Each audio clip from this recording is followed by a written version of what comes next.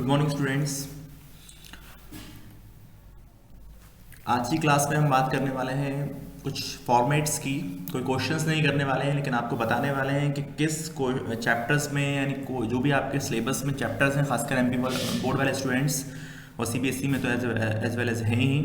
तो जिस क्वेश्चन में जो भी फॉर्मेट बनने वाले हैं उसको हम एक्सप्लेन करने वाले हैं कि क्या क्या फॉर्मेट बन सकते हैं और क्या क्या किन किन की हेल्प से आप कौन कौन से क्वेश्चंस आसानी से कर पाते हैं, वो उन क्वेश्चंस की बात करने वाले हैं। तो लेक्चर्स को पूरा देखिएगा, तब आपको समझ में आ जाएगा। और ये काफ़ी इंपॉर्टेंट है हर सम्स को करने के लिए, क्योंकि अगर आपको फॉर्मेट याद है तो सम्स करना बहुत आसान हो जाता है। तो सारे फॉर्मेट आपके लिए बहुत इंपॉर्टेंट हैं, तो ध्यान से देखिएगा। फर्स्ट फॉर्मेट क्या है आपके पास में, कि आपको कैलकुलेशंस करना है। देखिए ध्यान से देखिए क्या लिखा हुआ है। इसकी वीडियो हम ऑलरेडी अपलोड कर चुके हैं, डिस्क्रिप्शन में लिंक है, आप जाकर देख सकते हैं। क्या कैलकुलेशंस करना है, मटेरियल कंज्यूम का कैलकुलेशंस करना है आपको।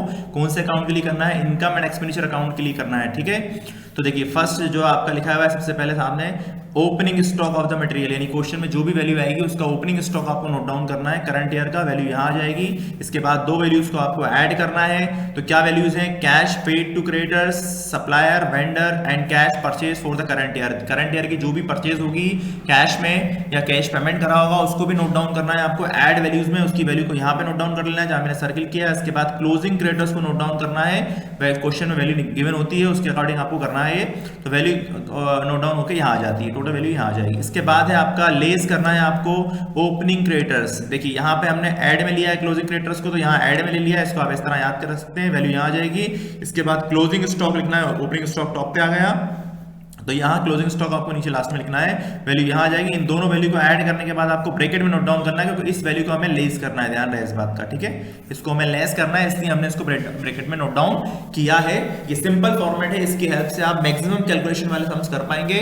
फॉर्मेट याद रखिए, मटेरियल कंज्यूम लिखा हुआ आता है क्वेश्चन के अंदर, यहाँ पे मटेरियल कंज्यूम वर्ड यूज किया गया है। अब क्वेश्चन में स्टेशनरी लिखा हुआ आ जाता है, तो आप इसके प्लेस पे स्टेशनरी नोट डाउन कर लेंगे, ठीक है। ठीक है, मेडिसिन लिखा हुआ आता है तो आप मेडिसिन नोट डाउन कर लेंगे। तो जो वैल्यू क्वेश्चन में लिखा हुआ आता है उसके अकॉर्डिंग आप इस फॉर्मेट को क्रिएट करके आसानी से कर सकते हैं। तो इस फॉर्मेट को याद कर लीजिए और आपका सम्स ये मान के चलिए 50% सॉल्व हो जाएगा। नेक्स्ट फॉर्मेट देखते हैं हम क्या है। देखिए यहाँ पे कुछ रिमाइंडर भी दे दिए हैं, लिखा भी है यहाँ पे, use place of the material in calculation of stationery, sports material and medicine. तो मैंने जो भी आपको बताया वही चीज सेम नेक्स्ट फॉर्मेट आपके पास में है। अब आपको कैलकुलेशन फिर से करना है, लेकिन अब आपको सब्सक्रिप्शन का कैलकुलेशन करना है। क्या करना है, सब्सक्रिप्शन। तो रूल वही है, सब्सक्रिप्शन के प्लेस पे जो भी आ जाएगा वो आपको कैलकुलेशन कर लेना है। एग्जाम्पल के तौर पर एक्सपेंसेस आ जाता है तो आपको एक्सपेंसेस कर लेना है। क्वेश्चन में सैलरी आ जाती है तो आपको सैलरी कर लेनी है। जो वैल्यू आएगी वैसी करनी है आपको। तो सबसे पहले आपको क्या नोट डाउन करना है यहाँ पे, subscription receive during the year, ठीक है। जो भी ड्यूरिंग द ईयर की वैल्यू होगी, ड्यूरिंग द ईयर को करंट ईयर बोला जाता है, ध्यान रहे इस बात का, ठीक है। क्वेश्चन में ड्यूरिंग द ईयर लिखा हुआ आता है, इसका मतलब उसकी वैल्यू का मतलब होता है करंट ईयर।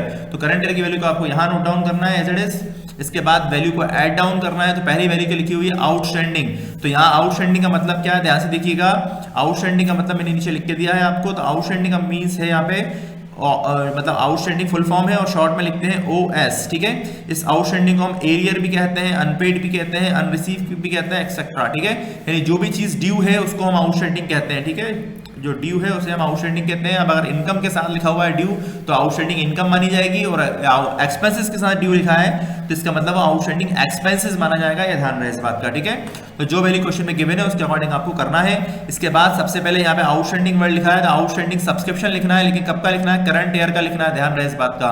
तो जो वैल्यू आएगी उसको यहाँ नोट डाउन कर लीजिए, इस कॉलम के अंदर कहीं भी नोट डाउन कर लीजिए। इसके बाद आपको प्रीपेड, यानी पी का मतलब क्या है, प्रीपेड है, उसको एडवांस कहते हैं हम। जो भी एडवांस में पे किया जाता है या एडवांस में रिसीव किया जाता है उसे हम कहते हैं प्रीपेड, ध्यान रहे इस बात का, उसको बोलते हैं हम प्रीपेड। तो प्रीपेड की वैल्यू कितनी हो जाएगी, यहाँ पे कौन सी वैल्यू लिखनी है, लास्ट ईयर की लिखनी है, ध्यान रहे इस बात का। क्वेश्चन में वैल्यू गिवन होगी आपके पास करंट ईयर की और लास्ट ईयर की, तो लास्ट ईयर की वैल्यू को ऐड वाली कंडीशन में डालना है, और जो करंट ईयर वाली वैल्यू आएगी उसको आप माइनस में डालना है। इसी तरह आउटस्टैंडिंग जो करंट ईयर का आएगा वो आपको प्लस में लेना है, और लास्ट ईयर का आएगा तो आपको माइनस में लेना है। क्वेश्चन में अगर दो वैल्यू गिवन है तब आपको ये काम करना है, अगर सिंगल सिंगल वैल्यूज दी हुई है तो आपको उसको करंट ईयर का मान के आपको सीधा कर लेना है। क्वेश्चन में मेंशन होकर आएगा क्या करंट ईयर है, क्या लास्ट ईयर है, क्या नेक्स्ट ईयर है, कोई सारी क्वेश्चन में चीजें लिखी होंगी। तो पहले आप क्वेश्चन को रीड कीजिए, उसके बाद ये फॉर्मेट क्रिएट कीजिए और आपको क्वेश्चन आसानी से हो जाएगा। रूल वही है, इन दोनों वैल्यू को पहले ऐड कीजिए यहाँ पे, ठीक है, और उसके बाद इस ब्रैकेट में नोट डाउन कीजिए और इसको लेस करना है, ये ध्यान रहे, ब्रैकेट का मतलब है लेस करना है। यहाँ दोनों वैल्यू को प्लस किया जाएगा, पहले ऐड किया जाएगा और उसके बाद माइनस करने के बाद जो वैल्यू आएगी वो आपका आंसर होगा, उसके अकॉर्डिंग आपको करना है। तो ये सेकंड फॉर्मेट था। ये दोनों फॉर्मेट का यूज आपका जो पहला लेसन है नॉन प्रॉफिट ऑर्गेनाइजेशंस, काफी इंपॉर्टेंट है आपके बोर्ड एग्जाम्स के लिए, उसमें आपको काफी हेल्प करने वाला है ये दोनों फॉर्मेट, ध्यान रहे इस बात का। नेक्स्ट फॉर्मेट आपके सामने है profit and loss appropriation account, यानी ये जो चैप्टर है आपका पार्टनरशिप का चैप्टर फर्स्ट लेसन है आपका, उसका ये फॉर्मेट है। यानी डायरेक्ट आपको अकाउंट बनाने के लिए बताया गया है कि अकाउंट कैसे बनाना है, जिसका नाम है profit and loss appropriation account. ये अप्रोक्स फॉर्मेट है। सबसे पहले नोट डाउन किया गया है बैलेंस बीडी। अब बैलेंस बीडी की जगह आप ग्रॉस प्रॉफिट भी लिख सकते हैं, जो दिल चाहे लिख सकते हैं, कोई प्रॉब्लम नहीं है उसके अंदर। तो यहाँ टू बैलेंस बीडी आ जाएगा, यहाँ लॉस नोट डाउन किया जाएगा, और अगर प्रॉफिट गिवन है तो प्रॉफिट को यहाँ नोट डाउन किया जाएगा। ग्रॉस प्रॉफिट भी लिखा जा सकता है, कुछ भी लिख सकते हैं, बैलेंस के नाम से भी एंट्री की जा सकती है, उसमें कोई इशू नहीं है। प्रॉफिट दोनों में से कोई एक चीज गिवन होगी क्वेश्चन में आपको, तो वो आपको नोट डाउन करना है। प्रॉफिट आता है तो बाय में नोट डाउन कर लेना है, लॉस आता है तो टू में नोट डाउन कर लेना है, सिंपल है। इसके बाद क्वेश्चन की बात करें, इंटरेस्ट ऑन पार्टनर्स कैपिटल, ठीक है। तो सबसे पहली वैल्यू क्या लिखनी है आपको, टू में इंटरेस्ट लिखना है, काय का लिखना है, कैपिटल का इंटरेस्ट लिखना है, ध्यान रहे इस बात का, काय का लिखना है, कैपिटल का, पार्टनर्स की कैपिटल का इंटरेस्ट लिखा जाएगा, ठीक है, ये लिखा हुआ है। तो जितने पार्टनर है हमने एज्यूम कर लिया कि यहाँ पे 3 पार्टनर हैं, एबीसी उनका नाम मान लिया, यानी ये पार्टनर 1 है, ये पार्टनर 2 है और ये पार्टनर 3 है। इसके अकॉर्डिंग आपको तीनों वैल्यू नोट डाउन करनी है। कैलकुलेशंस करने के बाद वो सारी वैल्यू को नोट डाउन फिर करना है कॉलम के अंदर, जैसे मैंने यहाँ लिखा हुआ है, ठीक है, एज इट इज। इसके बाद पार्टनर्स की सैलरी को नोट डाउन करना है, जिस पार्टनर को जितनी सैलरी मिल रही है वो नोट डाउन हम कर लेंगे यहाँ पे। अगर तीनों पार्टनर्स को मिल रही है तो तीनों की वैल्यू हो जाएगी, किसी एक को मिल रही है तो एक के नाम से एंट्री होगी और अमाउंट टोटल करके अमाउंट यहाँ आ जाएगा, ठीक है। इसके बाद कमीशन को नोट डाउन करना है। कमीशन में भी सेम वही प्रोसेस फॉलो करना है आपको। अगर एक से ज्यादा पार्टनर्स को कमीशन मिल रहा है तो आपको इसी तरह लिखना है जैसे हमने ऊपर लिखा है, और सिंगल पार्टनर को मिल रहा है तो पार्टनर्स के प्लेस पे उसका नाम आ जाएगा। जैसे एग्जांपल के तौर पर क्वेश्चन में लिखा है रमेश कमीशन, तो आपको डायरेक्ट यहाँ पे लिख देना है रमेश, ठीक है, रमेश लिख देना है यहाँ पे, और कमीशन आ जाएगा। कैलकुलेशन कीजिएगा पहले, उसके बाद वैल्यू को नोट डाउन कीजिएगा। तो देखिए अब इस फॉर्मेट के अंदर सबसे पहले क्या आया, इंटरेस्ट आया पार्टनर्स का, उसके बाद सैलरी आई, उसके बाद कमीशन आया। एक वर्ड और है बोनस। अगर क्वेश्चन में बोनस आता है तो बोनस को भी नोट डाउन कर लिया जाएगा, फॉर्मेट में भले ही नहीं है वो, लेकिन अगर बोनस आता है तो बोनस को भी आपको 2 में ही नोट डाउन करना है, ये ध्यान रहे इस बात का। अब इन सब के अलावा कोई और अदर एक्सपेंसेस क्वेश्चन में आते हैं तो अदर के नाम लिखे नहीं गए यहाँ पर। अगर क्वेश्चन में लिखा हुआ आता है manager salary, manager commission, bad debts, depreciation, कोई भी एक्सपेंसेस क्वेश्चन में आता है तो वो आपको यहाँ पे नोट डाउन करना है, वो नाम से अलग अलग एंट्री हो जाएगी। क्वेश्चन में लिखा आएगा डेप्रिसिएशन तो 2 डेप ऑन फर्नीचर, बिल्डिंग पे लगाना है तो 2 डेप ऑन बिल्डिंग, प्रोविजन करना है बैड डेब्ट्स के लिए तो 2 प्रोविजंस, रिजर्व करना है तो रिजर्व। तो जो भी अदर एक्सपेंसेस होंगे वो सारे के सारे आपको यहाँ पे नोट डाउन कर लिए जाएंगे। इन क्वेश्चन में एक गिवन हो तो एक लिख लिया जाएगा, 2 गिवन होंगे 2 लिख लिए जाएंगे, ठीक है। तो इसके बाद अपन बाय साइड देखते हैं। तो पहले सबसे वैल्यू तो प्रॉफिट आ गई, उसके बाद सेकंड वैल्यू को नोट डाउन करना है आपको, इंटरेस्ट नोट डाउन करना है, लेकिन काय का नोट डाउन करना है, ड्राइंग का नोट डाउन करना है। यहाँ इंटरेस्ट काय का था, कैपिटल का था, ये कैपिटल का इंटरेस्ट है और ये आपका ड्राइंग का इंटरेस्ट है। तो ये बात आपको ध्यान रखनी है कि इंटरेस्ट काय का नोट डाउन करना है आपको, तो यहाँ ड्राइंग का इंटरेस्ट भैया नोट डाउन करना है, और यहाँ पे आपको इसका नोट डाउन करना, रूल वही रहेगा P1, P2 और P3, ठीक है। 3 पार्टनर्स होंगे तो तीनों की वैल्यू लिखी जाएगी, 2 पार्टनर तो मिनिमम होते ही होते हैं, टोटल करके वैल्यू यहाँ आ जाएगी। इसके बाद ये जो वैल्यू लिखी है लास्ट के अंदर लॉस, और यहाँ लिखा है प्रॉफिट, तो भैया ये कैलकुलेशंस करने के बाद आंसर आने वाला है। अगर लॉस आता है तो बाय में वैल्यू लिखी जाएगी, और इफ अगर प्रॉफिट गिवन होता है तो 2 में वैल्यू लिखी जाएगी, और टोटल यहाँ पे आ जाएगा। दोनों साइड का ध्यान रहे इस बात का, ठीक है। तो दोनों में से कोई एक वैल्यू को लिखा जाएगा, उसके बाद एक लिखना है यहाँ पे। नेक्स्ट की बात करें अपन, तो अगला लिखा हुआ है पार्टनर्स कैपिटल अकाउंट, ठीक है। नेक्स्ट वैल्यू है पार्टनर्स कैपिटल अकाउंट, ठीक है। तो ये जो कैपिटल अकाउंट है फ्लक्चुएटिंग कैपिटल मेथड से, कौन से मेथड से है ये capital account, fluctuating capital method, ध्यान रखिएगा इस बात का। मैं यहाँ नोट डाउन कर देता हूँ, फ्लक्चुएटिंग, ठीक है, कैपिटल मेथड से अकाउंट दिया हुआ है। तो सिंपल फॉर्मेट है, हमने एज्यूम कर लिया कि 3 ही पार्टनर्स हैं, तो सबसे पहले बैलेंस नोट डाउन किया जाएगा। बैलेंस का मतलब कैपिटल नोट डाउन करनी है तीनों पार्टनर्स की। इसके बाद इंटरेस्ट नोट डाउन करना है काय का, कैपिटल का। उसके बाद सैलरी नोट डाउन करनी है किसकी, पार्टनर्स की। उसके बाद क्या नोट डाउन करना है, कमीशन नोट डाउन करना है किसका, पार्टनर्स का। एक वैल्यू यहाँ पे रह गई है, उसको भी नोट डाउन हम कर लेंगे, जिसका नाम है प्रॉफिट, ठीक है। लास्ट में मैं यहाँ लिख देता हूँ बाय प्रॉफिट एंड लॉस, क्या है, प्रॉफिट एंड लॉस अकाउंट, काय का जो आपको प्रॉफिट होगा लास्ट वाले अकाउंट में वो नोट डाउन किया जाएगा। प्रॉफिट होता है तो बाय साइड नोट डाउन किया जाएगा यहाँ पे लास्ट में, और इन केस अगर लॉस होता है तो लॉस यहाँ पे नोट डाउन किया जाएगा, ये ध्यान रहे इस बात का, ठीक है। लॉस ऑन पीएल अकाउंट, ठीक है, जो भी आप बनाएंगे वो यहाँ आ जाएगा। ओके, तो ये सारी वैल्यूज निकली हैं। इसके बाद 2 में लिखना है 2 partners drawing, interest on drawing, 2 values यहाँ पे नोट डाउन की जाएंगी। टोटल करेंगे आपका आंसर आ जाएगा किस नाम से, टू बैलेंस CD के नाम से। ये जो आपका अकाउंट है कैपिटल अकाउंट है फ्लक्चुएटिंग कैपिटल मेथड से।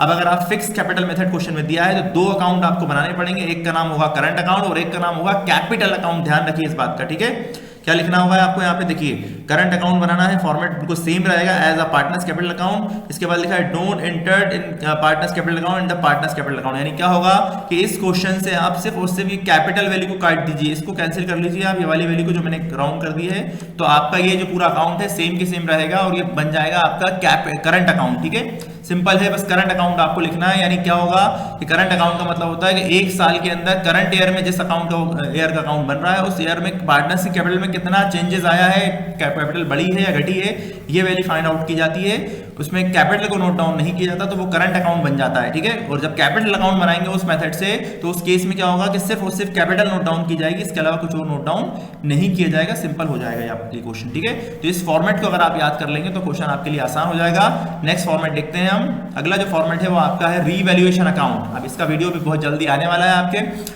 चैनल के ऊपर, काफी इंपॉर्टेंट चैप्टर है। रीवैल्यूएशन अकाउंट का फॉर्मेट है ये जो चैप्टर है आपका एडमिशन ऑफ पार्टनरशिप। ठीक है, new partner into the partnership वाला चैप्टर है और रीवैल्यूएशन अकाउंट आपको कैलकुलेट करना बनाना है।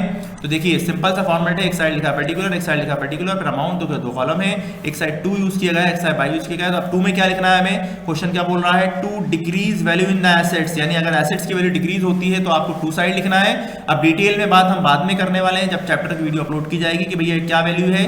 अभी फिलहाल आपसे फॉर्मेट को याद रखिए कि भाई लिखना क्या है क्वेश्चन के अंदर। अगर आपको याद होगा तो क्वेश्चन करना आसान हो जाता है।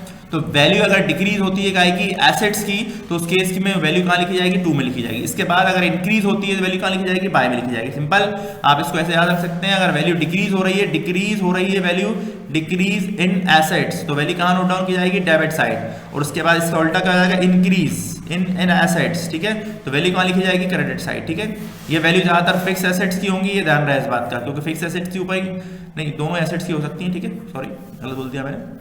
तो इसके बाद आप ध्यान से देखिएगा इंक्रीज, अभी देखिए इसका अपोजिट क्या होता है वैल्यू का, एसेट्स का। ठीक है, अब एसेट्स का अपोजिट लायबिलिटी होता है, तो लायबिलिटीज की वैल्यू अगर डिक्रीज होती है तो कहां लिखी जाएगी, बाय साइड लिखी जाएगी, और इसकी वैल्यू अगर इंक्रीज होती है तो कहां लिखी जाएगी, 2 साइड लिखी जाएगी। ठीक है, क्योंकि बस ये 4 ही वैल्यू आपको नोट डाउन करनी है और आपका आंसर आ जाएगा। और जो आंसर आएगा वो आपको कैपिटल अकाउंट में नोट डाउन किया जाएगा। इसलिए यहाँ लिखा गया है 2 पार्टनर्स कैपिटल, यहाँ लिखा गया है बाय पार्टनर्स कैपिटल। लॉस आएगा तो बाय में लिखा जाएगा और प्रॉफिट आएगा तो 2 में लिखा जाएगा। रूल वही है, टोटल कीजिए दोनों साइड का, जो कम है उसको माइनस कीजिए, डिफरेंस अमाउंट जहां कम होगा वहीं लिखना है आपको। 2 में इन केस अगर आंसर आता है तो वो आपका प्रॉफिट माना जाएगा और जो बाय में आंसर आएगा वो आपका लॉस माना जाएगा। तो ये आपका रीवैल्यूएशन अकाउंट का फॉर्मेट कहलाएगा। ठीक है, सिंपल है, ये ध्यान रहे इस बात का। देखिए लिखा भी है यहाँ पे, आगे लिखा है ओनली इंक्रीज वैल्यू और डिक्रीज और इंक्रीज वैल्यू को इंटर्ट करना इन फॉर्मेट के अंदर। ध्यान रखिए इस बात का, एग्जांपल देके समझाया गया है। देखिए एग्जांपल के तौर पर लिखा है book value of the furniture 50,000, आगे लिखा है re-evaluate value of the furniture कितनी लिखी है, 60,000। तो अब आप ध्यान से देखिए यहाँ 50,000 रुपए वैल्यू दी हुई है, यहाँ 60,000 वैल्यू दी हुई है। अगर इनको कंपेयर करें तो वैल्यू कितनी बच रही है, 10,000 बच रही है। ध्यान से देखिए 10,000 बच रही है, तो ये वैल्यू बढ़ रही है यानी इंक्रीज हो रही है। तो कहां लिखी जाएगी, कहां लिखी जाएगी, बाय फर्नीचर के नाम से लिखी जाएगी। ध्यान रहे इस बात का, bye furniture entered in the by side. ठीक है, बाय साइड बोला गया है, देखिए बाय साइड आपका ये है, यानी एंट्री लिखी जाएगी बाय फर्नीचर के नाम से और अमाउंट कितना आएगा उसमें 10,000 रुपीज आएगा। जितना बढ़ रहा है उतना लिखना है आपको, ध्यान रहे इस बात का। ठीक है, इसको फॉर्मेट को समझाने के लिए बोला गया है।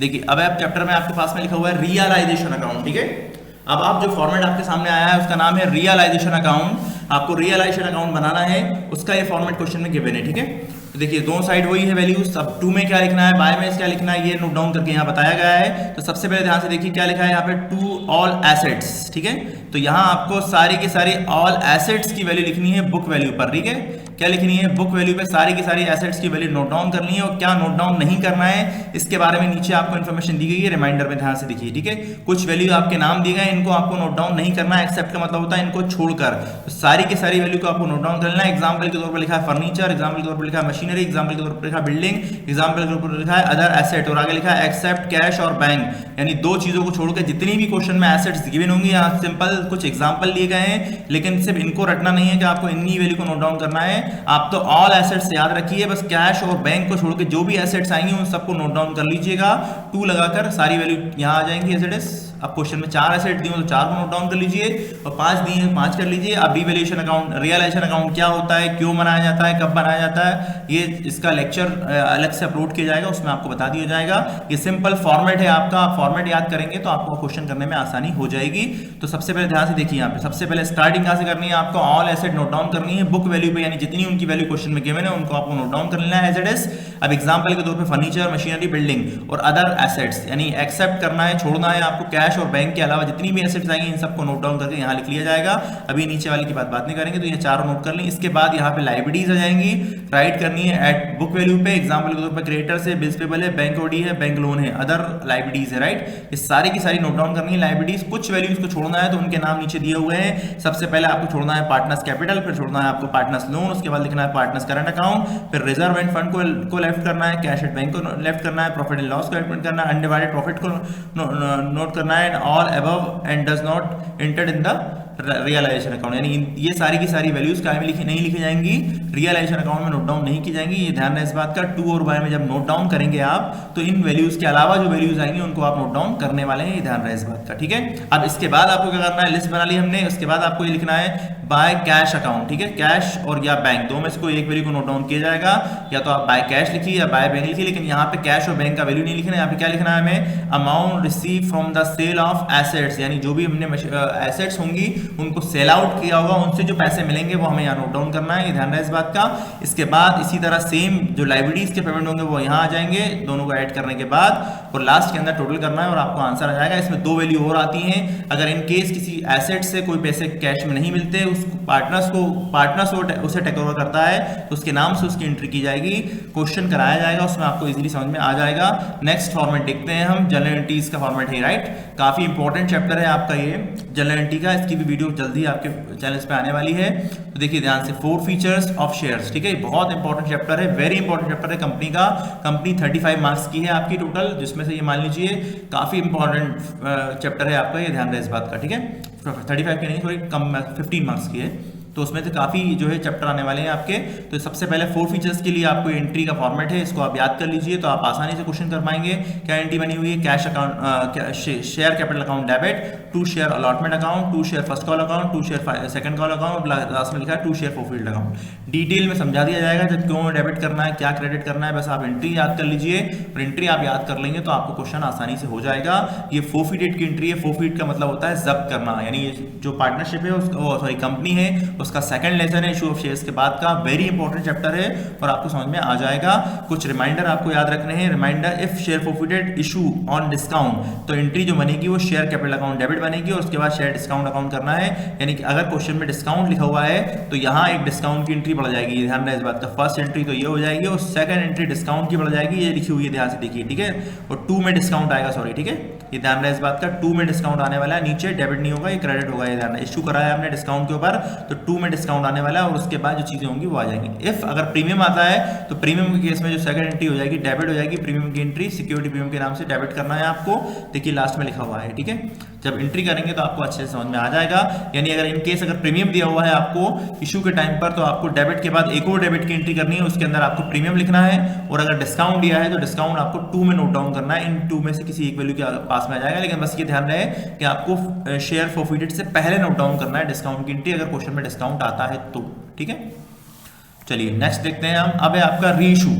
पहले हमने फॉरफीटेड किया, अब रीइशू के बारे में क्या बात हो रही है कि भैया रीइशू क्या करना है। तो रीइशू के ध्यान से देखिए, जनरेटी करनी है रीइशू के अकॉर्डिंग। तो पहली एंट्री क्या बनने वाली है, इफ शेयर रीइशू एट पर, यानी डिस्काउंट पे इशू नहीं करें, यानी जितनी प्राइस है उस पर इशू करें, तो उस केस में क्या एंट्री बनने वाली है, bank account debit to share capital account, पहली एंट्री बनने वाली है, सिंपल। इसके बाद अगर डिस्काउंट पे इशू करें तो देखिए ये सेम एंट्री है, इसको कंफ्यूज मत होइए आप, बस इसमें डिस्काउंट की एंट्री जोड़ दी गई है। डिस्काउंट की एंट्री किस नाम से जोड़ी गई, ये डिस्काउंट है आपका, ध्यान रहे इस बात का, ये डिस्काउंट ही है, लेकिन ये डिस्काउंट फॉरफीटेड वैल्यू में से दिया जाता है, इसलिए उसको हम इस नाम से लिखा जाता है। तो ये डिस्काउंट की एंट्री है, ध्यान रहे इस बात का, ठीक है। अब देखिए सेम एंट्री है फर्स्ट वाली, फिर से अब प्रीमियम पे अगर इशू कराए तो अब यहाँ पे क्या हो जाएगा, 2 सिक्योरिटी प्रीमियम ऐड हो गया है इस एंट्री में, अदरवाइज एंट्री वही है। क्वेश्चन करते टाइम पे अगर एक कंडीशन में क्वेश्चन आता है तो आपको कोई एक एंट्री करनी है इसमें, और सारी कंडीशन अगर आ जाती है तो ये सारी एंट्री आपको करनी पड़ेंगी।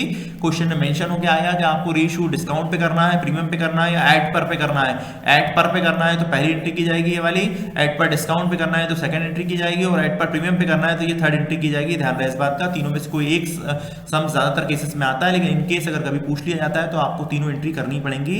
वैसे ज्यादा लेंथी क्वेश्चन नहीं आते हैं, तो एक या दो मेथड पूछे जाते हैं, मिनिमम एक तो आ ही जाता है, इसलिए एक को जरूर याद रखिए आप, बस छोटा छोटा एडजस्टमेंट है। और एक लास्ट एंट्री कंपलसरी है, ये एंट्री आपको जरूर करनी है, यानी इनमें से कोई एक एंट्री होगी, इनमें से इन तीनों में से कोई एक एंट्री करनी है आपको 1, और सेकंड एंट्री आपकी कंपलसरी रहेगी सारे केसेस में, चाहे कोई भी एंट्री करें आप ऊपर वाली, लेकिन आपको ये सारे केसेस में ये वाली एंट्री आपको जरूर करनी पड़ेगी, ध्यान रहे इस बात का, ठीक है। और अगर आप इन सारे केसेस में अलग अलग क्वेश्चन करते हैं तो इन सब में अलग अलग एंट्री की जाएगी, ठीक है। तो क्या एंट्री है, इसमें कोई चेंजेस नहीं होगा, इस एंट्री को याद कर लीजिए। Share capital forfeited account debit to share capital reserve account, ठीक है। और आगे लिखा है share forfeited money transfer to share capital account. Amount का कैलकुलेशन कैसे करना है ये आपको लेक्चर में समझ में आ जाएगा। अभी फिलहाल सिर्फ फॉर्मेट और एंट्रीज को याद रखिए कि भाई एंट्री क्या होने वाली है। फोरफिटेड की एंट्री, रीइश्यू की एंट्री, दो एंट्री है यहाँ पे, वहाँ पे थोड़ी ज्यादा है, तो ये ध्यान रखिएगा, आराम से आप कर पाएंगे और इजीली आपको हो जाएगा। इशू ऑफ शेयर्स की भी एंट्री होती है, लेकिन वो काफी लेंथी होती है, इसलिए हमने बताई नहीं गई है यहाँ पे। अगला इंपॉर्टेंट फॉर्मेट एक और है आपके सामने, जिसका नाम है कंपैरेटिव इनकम स्टेटमेंट। नाम है कंपैरेटिव इनकम स्टेटमेंट। ध्यान से देखिए, ये financial analysis of financial statement का चैप्टर है आपका, उससे आपका ये चैप्टर आया हुआ है, तो वो फॉर्मेट आपको बनाना है। तो ये फॉर्मेट आप याद रखिएगा तो आराम से हो जाएगा। कितने कॉलम है यहाँ पे, 4 कॉलम्स है। पहले कॉलम में लिखा है प्रीवियस ईयर, दूसरे कॉलम में लिखा है करंट ईयर, फिर लिखा है एब्सोल्यूट चेंज, उसके बाद लिखा है चेंज इन परसेंटेज। तो देखिए आपको बताना है नेट सेल्स सबसे पहले नोट डाउन करनी है। नेट सेल्स को हम क्या बोलते हैं, रिसिप्ट फ्रॉम ऑपरेशन। ऑपरेशन भी लिखा हुआ आता है या रेवेन्यू फ्रॉम ऑपरेशन भी लिखा हुआ आता है, रेवेन्यू, ठीक है। तो रेवेन्यू वर्ड लिखा हुआ आएगा या सेल्स लिखा हुआ आएगा, दोनों का मतलब एक ही होता है। अगर प्रीवियस ईयर का है तो यहाँ नोट डाउन कर लेना है, करंट ईयर का तो यहाँ लिखा, दोनों वैल्यू क्वेश्चन में गिवन होंगी। ये दो वैल्यू हमें फाइंड आउट करनी है फॉर्मूले के अकॉर्डिंग, ठीक है, फॉर्मेट के अकॉर्डिंग। तो दो वैल्यू क्वेश्चन में गिवन आएगी, प्रीवियस ईयर भी लिखा हुआ आएगा, करंट ईयर भी लिखा हुआ आएगा। क्वेश्चन में मेंशन है, मान के चलिए क्वेश्चन में लिखा है 2017 और क्वेश्चन में लिखा है 2018। तो 17 जो है आपका वो लास्ट प्रीवियस ईयर यानी लास्ट ईयर माना जाएगा, और ये आपका करंट ईयर माना जाएगा। यहाँ आप ये नोट डाउन कर देंगे, यहाँ ये नोट डाउन कर देंगे, value as it is note down कर। इसके बाद क्वेश्चन में अदर इनकम गिवन होगी, तो उसको यहाँ नोट डाउन करना है, यहाँ नोट डाउन करना है। इन दोनों वैल्यूज को ऐड कर लीजिए तो ये तीसरी वैल्यू निकल के आएगी। ध्यान रहे इस बात का, इन दोनों वैल्यू को ऐड करना है, इसलिए मैंने नोट डाउन करा है इन दोनों वैल्यू। अभी तीसरे कॉलम की बात नहीं चल रही है यहाँ पे, ठीक है। तो ये तीसरी वैल्यू आपके निकल के आ जाएगी। इसके बाद आपको कुछ वैल्यू को लेस करना है। तो पहला आइटम दिया है सेलिंग एक्सपेंसेस, लिखा है फिर एडमिनिस्ट्रेटिव एक्सपेंसेस, उसके बाद लिखा है अदर एक्सपेंसेस, और एक वैल्यू और आती है कॉस्ट ऑफ गुड्स सोल्ड। क्या लिखी हुई आती है, कॉस्ट ऑफ सेल्स, ठीक है, ये भी आती है, तो वो भी यहाँ आ जाएगी, ये एग्जांपल के तौर पे दिए। इसके अलावा कोई भी एक्सपेंसेस आता है वो आपको नोट डाउन कर लेना है। सारी वैल्यू लाइन से यहाँ आ जाएंगी, करंट ईयर की करंट ईयर में, लास्ट ईयर की लास्ट ईयर में। ये प्रीवियस ईयर का मतलब करंट लास्ट ईयर होता है, ध्यान रहे इस बात का, ठीक है। और इन सारी वैल्यू को अब ऐड करेंगे, अब इन सारी वैल्यू को हम क्या करेंगे, ऐड करेंगे, ठीक है। इन सबको ऐड करेंगे और टोटल करके कहाँ लिखेंगे, यहाँ लिखेंगे, इसका इसमें, इसका इसमें, ठीक है। सेम ये आपका ए कहलाएगा, ये आपका बी कहलाएगा। अब क्या करने वाले हैं, ए में से बी को माइनस करने वाले हैं, देखिए, ठीक है।